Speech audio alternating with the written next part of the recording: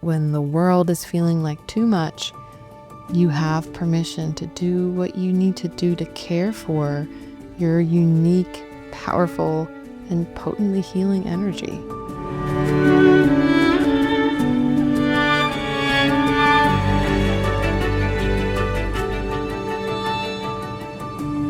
Hello and welcome back to Remember Why You're Here, a podcast for seekers and sensitives where you can relax, receive, reconnect to yourself, and remember the most important thing of all, why you're here. I'm Asia Suler, and I wanted to do something a little different for this episode. I don't know about you, but I feel lately like the world is too much. This is a really common thing to feel when you are a sensitive person. Our nervous systems were not designed for the worlds that we live in. None of our nervous systems were. But if you are sensitive, then your nervous system especially was not designed for this world with such an overwhelming amount of communication, information, news stories coming in from around the world. There can often be this feeling of overwhelm and helplessness when we tune in to just the vastness, the bigness of all of the inputs that are here. And so for today's podcast, I wanted to revisit a video that I had made on my YouTube channel, because the 4 tools that I share in this broadcast are the things that I still come back to all the time when I start to feel overwhelmed and confused. And it's really common when you feel this sense of too muchness to also then just forget, like, what do I do? What do I do when I feel this way? Because I'm too overwhelmed to even access those tools. Like, I literally have a folder on my phone where the title is what to do when you feel lost, because when I feel lost or overwhelmed or like things are too much, I forget. And so I wanted to put this recording here on the podcast in case you too needed to remember. I also wanted to repost this today because I am super busy at the moment getting ready for Earth Angel School, which is starting tomorrow, April 23rd. I'm so excited about this. Earth Angel School is an 11-week spiritual school for my fellow sensitives. The school was designed to support you as a sensitive person to really step into the true depths of your mission in this life, to really understand yourself on a emotional, physical, spiritual level, to really see the gifts that you came into this life carrying. The school was designed to help support all my fellow sensitives to stop having energy flow endlessly out of you, so you can use that energy to really build the life of your dreams, to understand the true nature of who you are and your spiritual gifts, to reconnect to your soul's mission on this planet, learn how to receive direct guidance and support from your spiritual guides. This is really important and so helpful. In the school, we also explore how to channel information directly so you can make the right decisions for yourself, how to create relationships that feel balanced and nurturing for your deepest self. Relationships are such a big topic for sensitive people, and there's a way to be in them that feels really nourishing and good. We'll also really address how to shift your focus away from always creating harmony for others to creating a heaven in your own life, to stop giving away your life force so you can use it to heal yourself and this world. Because that's really what it comes down to. Your life force is a healing force in this world. Your life force is here to make big impact and big change, and you doing what you need to do to conserve and care for and understand your own energy and life force is really your task as a sensitive person in this life. And if nothing else in this episode, I really want to give you permission to do that. When the world is feeling like too much, you have permission to do what you need to do to care for your unique, powerful, and potently healing energy. So if you're interested in Earth Angel School and you're listening to this before we close the gateway on April 23rd, then definitely go and check out all the details at asiasuler.com/earthangelschool. I would absolutely love to see you there. So, with that, let's get into today's episode and explore the 4 tools that are here to help you when the world simply feels like it's too much. This video is for all my fellow sensitives and empaths out there because let's be real, being in this world sometimes can feel really hard. I know that I've struggled at times with just the intensity of being on this earth at this time. I'm Asia Suler, writer, teacher, earth intuitive, and author of Mirrors in the Earth, and this video is a guide to 4 steps to take as a sensitive and empath so you can thrive in this world. I use these 4 steps all the time to help take care of my sensitivity and to feel like I really have a place where I can shine in this world, where I feel protected, safe, grounded, and alive. So you can do these steps along with me now or listen and try them at another time. Step 1 is to curate your consciousness. As a sensitive, you are deeply aware of the world around you. You are probably often tracking everybody in your life. You are keeping in touch with what's going on in the world around you, whether that's literally through the news or just energetically. As sensitives, we always have our feelers open, so literally everything is coming into our consciousness at any time. So if you want to thrive in this world as a sensitive or an empathic person, you have to be willing to curate your consciousness. What does this mean? This means that you have to be willing to have boundaries on what you allow into your field. For you, this might be, I'm not going to look at my phone first thing in the morning. I'm definitely not going to look at the news first thing in the morning because I know the moment that I see those news stories or the moment I click onto my social media feed, my brain is flooded with all of this sensory input that then overwhelms me from here on out.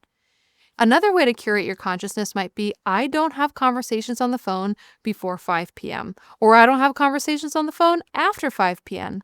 I need that time to clear my consciousness, to be open to feeling my own thoughts, my own feelings. Now, these are just a few examples, but you are going to know for you, what is it that you need to do to curate your own consciousness? And if you're doing this along with me right now, ask yourself, what are the things you engage in that bring your energy down, that seem to drain your energy? Is it social media? Is it talking to certain people or going to certain kinds of events? Just take note of this.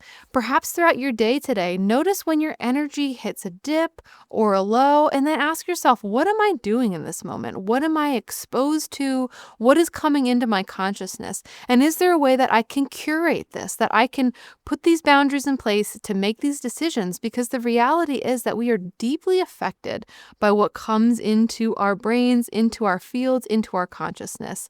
I realized this from a young age, that the books that I read would affect my dreams. The movies that I saw often made me feel a certain kind of way for days at a time. I realized that I cannot watch scary movies because I literally start feeling like I am living in a scary movie if I watch one. It's just part and parcel of me being a sensitive person. So are there things in your life that you are exposed to or you are choosing to expose yourself to that are actually really affecting your consciousness in a way? You have permission to curate that. You have permission to decide when and where you interact with some of these things. So what are some things that you can decide that you want to let go of now, or that you're only going to engage with at certain times? This is an empowering way to curate what is coming into your field. And by doing so, you can actually allow your mind and your nervous system to have the space to tune into you, to tune into your own energy field and what it is that makes you thrive. So the second step goes along with this as a natural progression, and this is to envision your boundaries. Now, we talk a lot about boundaries as sensitives and empaths because we need them so much and because we're so naturally boundaryless. In this exercise, I want you to literally envision a boundary around yourself. It's one thing to talk about it. It's another thing to actually use your intention and your inner consciousness, the power of your mind, and envision these boundaries. Now, your boundaries are going to look specific for you. Maybe your boundary will be a bubble. Maybe it's going to be a fence. Maybe it's going to be a bright light. I love envisioning my boundaries as a hedgerow. So a hedgerow full of a diversity of plants and berries and flowers planted in a thicket of thorns. all around the edges of what I conceive of the garden of my life. So I see that hedgerow far enough out from myself that I know I have space to move and stretch and explore, but thick enough that the energies that I'm not willing to have in my life have a natural barrier where they're kept on the outside. So take a moment now, if you're following along with me, and envision your boundary. What visual is coming up for you when you tune into this? This boundary should be something that makes you feel good, that makes you feel protected, safe, alive, and spacious, because ultimately that's what boundaries do for us. They actually help us as sensitives to feel more spacious in our life because there's more space for our own energy to spread out. I recommend envisioning your boundaries at least once a day. So either first thing in the morning before you go about your day, or perhaps at night before you go to sleep to really call yourself back home. You can envision your boundaries before challenging situations, or maybe before you're going into a public sphere where you know your sensitivity is going to be on alert. Really take that time to envision that boundary, see it in your mind's eye, use all of your senses to engage with it, and I promise you that energetic boundary will be there to help protect you. The third tip is to connect in with your own individual essence or frequency. You have an energy that is all your own, and you are here in this lifetime to have that energy completely embodied in your life. That's your goal. That is your purpose in life, to have your energy be what animates your body, your form, your life. Now, as sensitives, we're often very in tune with other people's energies, the energies that are moving through the world. This can be a beautiful thing. It makes us really good listeners, therapists. It makes us really amazing practitioners. It makes us really highly tuned into the subtle realm. And it can get confusing. What's my energy versus what's someone else's? Who am I versus somebody else? So taking time every day to envision and feel your own energy. And here's how I love to do that. And you can follow along with me now if you'd like. Envision that there is a beautiful light coming into your body now. This is the light of your wider self. This is the light of your home frequency, who you truly are. Now, it helps you to do so. You could let your eyes close to visualize this light.